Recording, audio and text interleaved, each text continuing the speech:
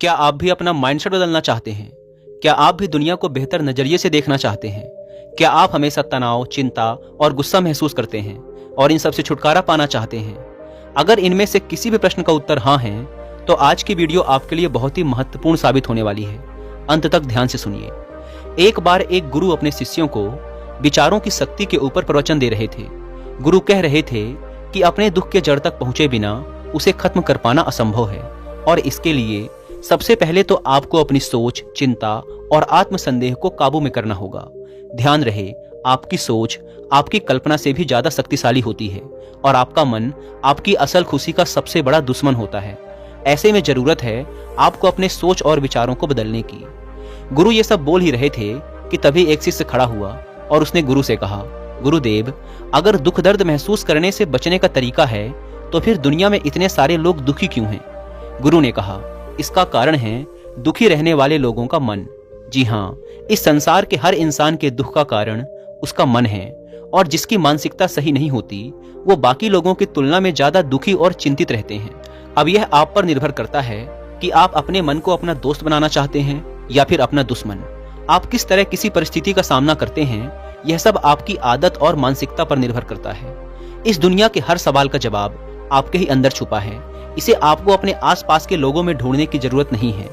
दुख दो तरह के होते हैं, शारीरिक और भावनात्मक। शारीरिक समस्याओं से पूरी तरह से बच पाना तो असंभव है, क्योंकि किस समय आपके साथ क्या होने वाला है इसे आप नियंत्रित नहीं कर सकते हैं। लेकिन भावनात्मक दुखों से बचा जा सकता है, जो पूरे तरीके से इस बात पर निर्भर करता है कि आप अपने भावनात्मक दुखों की तरफ कैसी प्रतिक्रिया देते हैं। आप या तो उस दुख को हद से ज्यादा महसूस करेंगे या फिर उसके पार चले जाएंगे। चुनाव आपका है। संक्षिप्त में कहें तो आपके भावनात्मक दुख का कारण किसी घटना के प्रति आपकी प्रतिक्रिया पर निर्भर करता है। आपके भावनात्मक दुखों की शुरुआत तब होती है जब आप एक नकारात्मक स्थिति को अपने दिमाग में लंबे समय तक बैठा के रखते हैं। यानी वास्तविक दुनिया में वो परेशानी उतनी बड़ी नहीं होती है जितना बड़ा आप उसे ज्यादा सोच कर बना देते हैं। हर इंसान के जीवन में हर दिन बहुत सी बुरी चीजें घटित होती हैं, जिनका कुछ लोगों पर बहुत थोड़ा असर होता है, जबकि कुछ लोग बहुत उदास और तनावग्रस्त हो जाते हैं। यहाँ पर एक बात जान लीजिए कि हर घटना के बाद अच्छा महसूस करने और दुखी होने के बीच का फर्क इस बात पर निर्भर करता है कि आप उस परिस्थिति को कैसे संभालते हैं। अगर आपने जान लिया कि मन कैसे काम करता है, तो आप यह भी जान जाएंगे कि आप खुशी पाने के लिए इसका इस्तेमाल कैसे कर सकते हैं, और इस तरह आप अपने भावनात्मक दुखों से हमेशा हमेशा के लिए छुटकारा पा सकते हैं। शिष्यों ने गुरु से अगला प्रश्न किया, गुरुदेव, इंसान के दुख का असल कारण क्या है?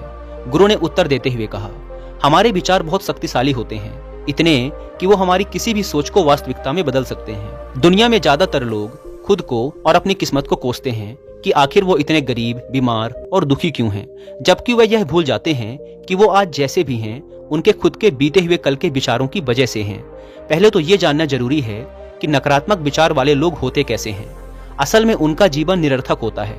वो हमेशा गुस्सा, डर, चिंता और अविश्वास में जीते हैं, जिसकी वजह से वो अक्सर अजीबोगरीब स्थिति में फंसकर गलत फैसले ले लेते हैं। इसके विपरीत सकारात्मक विचार वाले लोग खुशी, प्रेम, समृद्धि, सुख और सफलता को अपनी ओर आकर्षित करते हैं। उन्हें देखकर ऐसा लगता है जैसे सब कुछ उनके नियंत्रण में है। हाँ, निश्चित रूप से उनके जीवन में भी उतार चढ़ाव आते हैं, लेकिन वो फिर भी हर मिलने वाली चीज के प्रति शुक्रगुजार रहते हैं।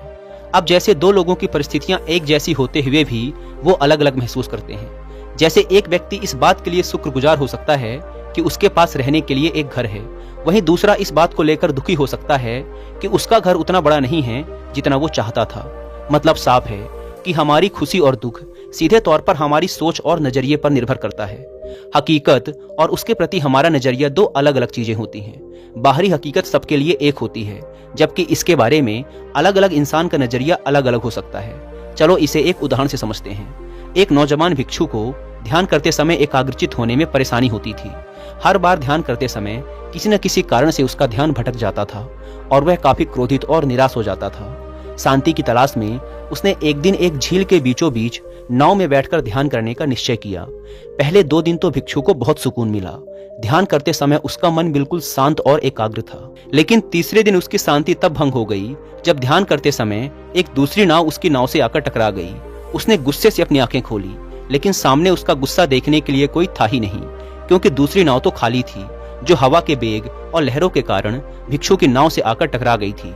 अब वह शर्मिंदा हो गया और उसका क्रोध भी शांत हो गया, क्योंकि उस जगह पर उसका गुस्सा देखने वाला ही कोई नहीं था। तब उसे समझ आया कि उसका ध्यान आसपास की घटनाओं के कारण नहीं, बल्कि उन घटनाओं के प्रति उसकी प्रतिक्रिया के कारण भटक रहा था। उसके हद से ज्यादा सोचने की वजह से भटक रहा था। आपके साथ जो कुछ भी घटित होता है वह कभी आपके दुख का असल कारण नहीं बनता, बल्कि आप उस घटना के बारे में कैसा सोचते हैं, कैसी प्रतिक्रिया देते हैं, वो आपके सुख और दुख को तय करता है। हमारी सोच हमारी भावनाओं को नियंत्रित करती है। अगर हम नकारात्मक सोचेंगे तो हमें बुरा लगेगा, और अगर हम सकारात्मक सोचेंगे तो हमें अच्छा महसूस होगा। आप अपने दुख, दर्द या तकलीफ का दोष अपने आसपास की घटनाओं और लोगों को नहीं दे सकते हैं। बस यही जीवन के उतार चढ़ाव और सुख दुख का सार है। अपने जीवन को मुश्किल बनाने वाले आप खुद ही हैं। क्या आपने कभी सोचा है कि बुरे और नकारात्मक विचारों के बिना आपका जीवन कैसा होता? मैं बताता हूँ। बुरे विचारों के बिना आप ज्यादा अच्छा और सुकून भरा जीवन जीते, चिंता और दुख आपसे दूर हो जाते और आप हमेशा प्रसन्न रहते।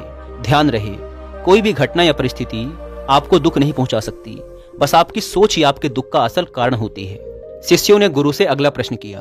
एक शिष्य ने पूछा, गुरुदेव, हम ज्यादा खुश और आजाद कैसे महसूस कर सकते हैं? गुरु ने कहा, हमारे दिमाग में एक दिन में लगभग 60,000 विचार आते हैं, जिनमें से लगभग 6,000 विचार तो अपने आसपास के लोगों को प्रतिक्रिया देने की वजह से आते हैं, और इन 6,000 में से भी लगभग 90% विचार नकारात्मक होते हैं। ऐसा इसलिए नहीं होता क्योंकि हमें नकारात्मक सोचने में मजा आता है, बल्कि ऐसा इसलिए होता है क्योंकि ये विचार हमें जिंदा रहने में मदद करते हैं। हजारों लाखों सालों तक इंसान गुफाओं और जंगलों में रहा है, ऐसी स्थिति में रहा है जहां उसके लिए कहीं से भी खतरा आ सकता था। कोई भी अनजान घटना या छोटी सी भी गलती उसकी जान ले सकती थी। इसीलिए समय के साथ इंसान के अवचेतन मन ने एक आदत विकसित कर ली, जिसे नकारात्मक पूर्वाग्रह कहा जाता है। इस आदत के अनुसार इंसान का दिमाग किसी भी चीज या घटना का नकारात्मक पक्ष सबसे पहले देखता है, ताकि वह खुद को आने वाले खतरे से बचा सके। हजारों सालों से यह नकारात्मक पूर्वाग्रह इंसानों के जिंदा रहने और फलने फूलने में मददगार भी साबित होता रहा है। इसीलिए हमारे अंदर करो या मरो वाला स्वभाव सक्रिय रहता है। लेकिन आज के समय में यह नकारात्मक पूर्वाग्रह ज्यादा कारगर नहीं है, क्योंकि अब हम ऐसी दुनिया में नहीं रहते हैं जहां जिंदा रहने के लिए अब हमें संघर्ष करना पड़े। लेकिन फिर भी हमारे दिमाग का नकारात्मक पूर्वाग्रह वाला नियम हमें नकारात्मक पक्ष पर ध्यान देने के लिए मजबूर करता है और हमें खुश होने से भी रोकता है। अब समय आ गया है अपने नकारात्मक विचारों को छोड़कर दिमाग को आराम देने का। माना कि इंसानों के नकारात्मक पूर्वाग्रह वाले स्वभाव ने उन्हें सालों तक जिंदा रखा है, लेकिन अब अपने दिमाग को खुशी हासिल करने में अपनी मदद करने दीजिए। और यही वो समय है जहां आपकी चेतना जागृत होकर आपको बेहतर और पूर्ण महसूस करने में आपकी मदद करती है। इसी के जरिए अपने विचार और भावनाओं के प्रति ज्यादा जागरूक होकर दुनिया को बेहतर नजरिए से देखने का मौका मिलता है। बहुत ज्यादा सोचना भी इंसान के लिए घातक साबित हो सकता है।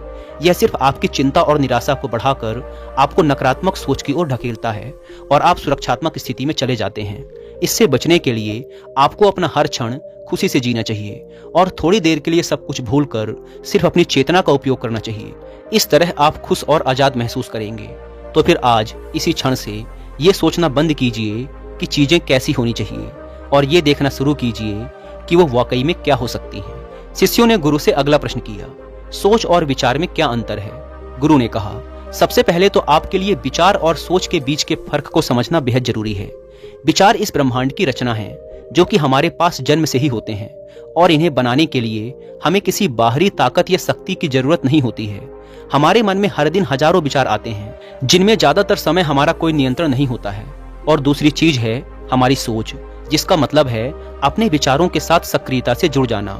सोच के साथ आपके पास दो विकल्प होते हैं कि आप किसी भी विचार को या तो जाने दे सकते हैं या फिर उस विचार के साथ जुड़कर उसके बारे में और सोच सकते हैं। विचार के काम करने का तरीका यह है कि ये किसी भी पल बिना किसी शक्ति और कोशिश के हमारे मन में आ जाते हैं, लेकिन सोचने की प्रक्रिया उस पल से शुरू होती है जब हम अपने विचार के साथ जुड़ जाते हैं। विचार आना कोई समस्या की बात नहीं है, यह तो प्राकृतिक है। समस्या तो तब शुरू होती है जब आप इसके बारे में ज्यादा सोचना शुरू करते हैं। किसी भी चीज या स्थिति के बारे में आपके विचार कैसे हैं, उसी से आपकी भावनाएं बनती हैं। विचार और सोच तो संबंधित लेकिन पूरी तरह से दो अलग चीजें हैं। इसीलिए अपनी भावनाओं के लिए अपने विचारों को दोष देना बंद कीजिए और अपनी सोच पर ध्यान दीजिए।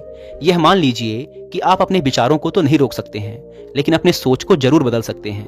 अच्छे विचारों के बारे में सोचिए और याद रखिए कि आप किसी ऐसी चीज को लेकर दुखी नहीं हो सकते हैं जिसके बारे में आप सोचते नहीं हैं। शिष्यों का गुरु से अगला प्रश्न, हमारी सोच हमारी भावनाओं पर कैसे असर डालती है? और इसे रोकने के लिए हम क्या कर सकते हैं? गुरु ने कहा, नकारात्मक भावनाएं आमतौर पर तब पैदा होती हैं जब आप किसी चीज के बारे में बहुत ज्यादा सोचते हैं। हाँ, कभी कभी ये आपकी सुरक्षा के लिए भी हो सकता है, जैसे रात में बाहर जाते समय डर महसूस होना, लेकिन ज्यादातर समय ये आपको तनाव और चिंतित ही महसूस करवाते हैं। जब आप किसी बुरी चीज या बुरी घटना के बारे में सोचते हैं, सिर्फ तभी आपको बुरा लगता है। आप जैसा सोचते हैं वैसा ही महसूस भी करते हैं। ज्यादातर लोगों के दिमाग में ये भ्रांति है कि नकारात्मक सोच से दूर रहने से सब कुछ ठीक हो जाता है। वो मानते हैं कि जितने सकारात्मक विचार सोचेंगे उतने खुश रहेंगे, लेकिन ऐसा सोचना पूरी तरह से सही नहीं है। असल में अच्छा और खुश महसूस करने की चाबी है कुछ भी नहीं सोचना। आपको शायद विश्वास नहीं हो रहा होगा, तो आइए इसे एक छोटे से प्रयोग से समझते हैं। आप सब जरा अपने जीवन के सबसे खुशहाल पलों के बारे में सोचिए। अब उस समय अपने दिमाग में चल रहे किसी विचार को याद करने की कोशिश कीजिए। क्या आप उन्हें याद कर पा रहे हैं? मैं बताता हूँ, नहीं कर पा रहे होंगे। आपको याद ही नहीं होगा कि आप उस क्षण क्या सोच रहे थे, क्योंकि उस समय आपके दिमाग में कुछ भी नहीं चल रहा था। आप बिल्कुल भी नहीं सोच रहे थे, आप बस उस पल को जी भर के जी रहे थे। बात स्पष्ट है कि जब आप सोचना बंद कर देते हैं तो आप बस खुश रहते हैं, आप दोबारा से जी उठते हैं। इसीलिए याद रहे कि आपके दुखों की जड़ मन या नकारात्मक मानसिकता नहीं, बल्कि आपकी सोच है। आज अभी इसी क्षण से किसी चीज या परिस्थिति को अपने अनुसार बदलने की तनावग्रस्त प्रक्रिया से अपने दिमाग को आजाद कीजिए, और जो जैसा है उसे वैसा ही स्वीकार कीजिए। एक मंत्र जान लीजिए, आप जितना कम सोचेंगे उतना ज्यादा खुश रहेंगे। शिष्यों ने गुरु से अगला प्रश्न किया, ज्यादा सोचना कैसे बंद करें? गुरु ने कहा, ज्यादातर लोगों को यह लगता है कि सोचना बंद करने के लिए उन्हें अपने विचारों को आने से पूरी तरह रोकना होगा, लेकिन यह नामुमकिन है। विचारों को रोकना अपने आप को सांस लेने से रोकने के जैसा है। आप यह बिल्कुल भी नहीं कर सकते हैं। आपको सिर्फ खुद को सोचने से रोकना होगा, विचारों को आने से नहीं। विचारों को उठने से रोका नहीं जा सकता है। आप ये अंदाजा भी नहीं लगा सकते कि वो कब और कहां से आएंगे, लेकिन आप इनके साथ खुद को जोड़ने से जरूर रोक सकते हैं। विचार आया और चला गया, आपने उसके बारे में कुछ भी नहीं सोचा। इस तरीके से आप खुद को विचारों से अलग कर सकते हैं। हाँ, इसका यह मतलब भी नहीं है कि आप पूरी तरह से सोचना ही बंद कर दीजिए। मस्तिष्क सोचने के लिए ही बनाया गया है और यह हमारे स्वभाव में होता है। आप वास्तव में तो सोचने से खुद को भी नहीं रोक सकते। तो सवाल यह है, फिर आप क्या कर सकते हैं? आप यह कर सकते हैं कि आप सोचने में लगने वाले समय को कम कर सकते हैं, और इस प्रक्रिया में पहला कदम जागरूक होना होता है। आपको यह जरूर पता होना चाहिए कि आपको कब खुद को ज्यादा सोचने से रोकना है। ज्यादा सोचने का सबसे आम लक्षण तनाव और असहज महसूस करना होता है। तनाव और असहजता जैसी भावनाएं आमतौर पर तब आती हैं जब आप किसी स्थिति के बारे में हद से ज्यादा सोचते हैं। जब भी आप खुद को कुछ ज्यादा ही सोचते हुए पाएं, तो तुरंत अपने आप को इससे अलग कर लीजिए। एक गहरी सांस लीजिए, अपने विचार से दूर हो जाइए और अपने दिमाग को शांत होने दीजिए। आइए इसे एक उदाहरण से समझते हैं। मान लीजिए कि आपके पास एक कटोरी गंदा पानी है। अब इस पानी को साफ करने के लिए आप क्या करेंगे? क्या आप इसे उबालेंगे या छानेंगे?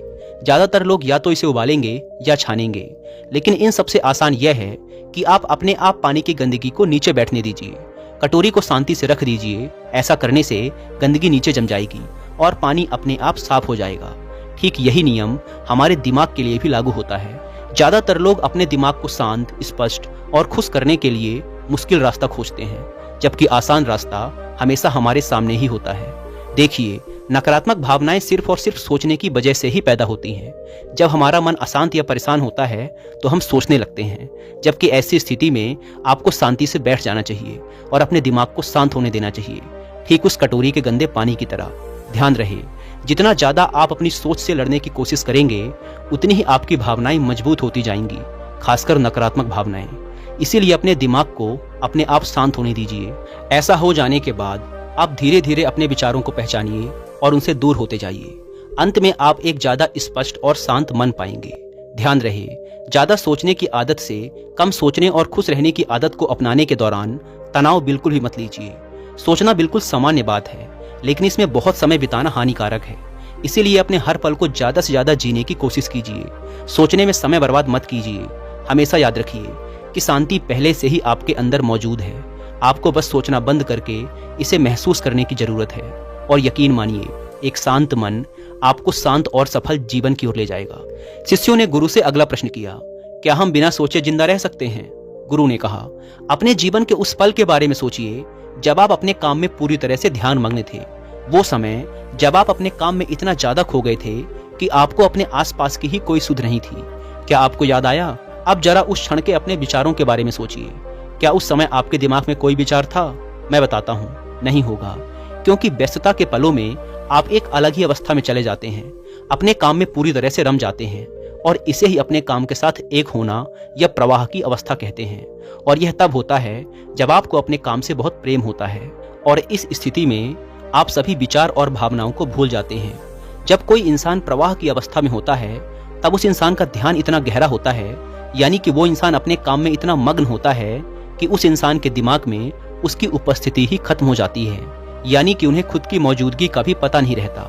इस अवस्था में ना तो आपको भूख लगेगी, ना ही प्यास, ना ही गर्मी और ना ही सर्दी। इस अवस्था में आपकी एकाग्रता चरम सीमा पे होती है, और इस अवस्था में आप जो भी काम कर रहे होंगे वो अपने आप होने लगता है, क्योंकि इस स्थिति में आपका अवचेतन मन काम कर रहा होता है और आप सिर्फ अपने काम पर ध्यान देते हैं। यह एक विचार शून्य अवस्था होती है, जहां विचार, चिंता और संदेह के लिए कोई जगह नहीं होती है। समस्याओं का काम ही हमें शांति और खुशी के रास्ते पर जाने से रोकना है, और किसी समस्या को पैदा करने में हमारी सोच और चिंता अहम भूमिका निभाते हैं।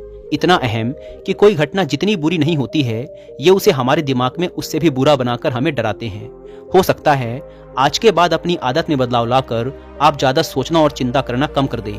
आप नकारात्मक भावनाओं को महसूस करना कम कर देंगे, लेकिन आपका दिमाग फिर आपको सोचने और चिंता करने पर मजबूर करेगा, और ऐसा सिर्फ इसलिए होता है क्योंकि आपका दिमाग नए अभ्यासों से अनजान है। जीवन की शुरुआत से आप जो कुछ भी कर रहे हैं वो है सोचना और चिंता करना। अब जब आपने उन्हें अपने दिमाग से हटा दिया है तो आपको असहज और अजीब महसूस होगा, और जब दिमाग में कुछ नहीं होता तो कुछ गलत लगना स्वाभाविक होता है। ऐसे में आपको इस प्रक्रिया पर और खुद पर विश्वास करने की सबसे ज्यादा जरूरत है। आप अपने दिमाग को बेवजह की चिंता और सोच से मुक्त ही रखिए। यकीन मानो यह जरूर काम करेगा।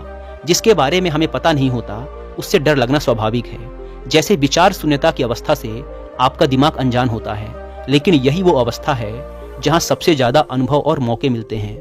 यही वो अवस्था है जहां आप एक बेहतर इंसान के रूप में विकास कर सकते हैं। अब आपको फिर से उन बुरी आदतों में पड़ने की जरूरत नहीं है जो आप में पहले थी।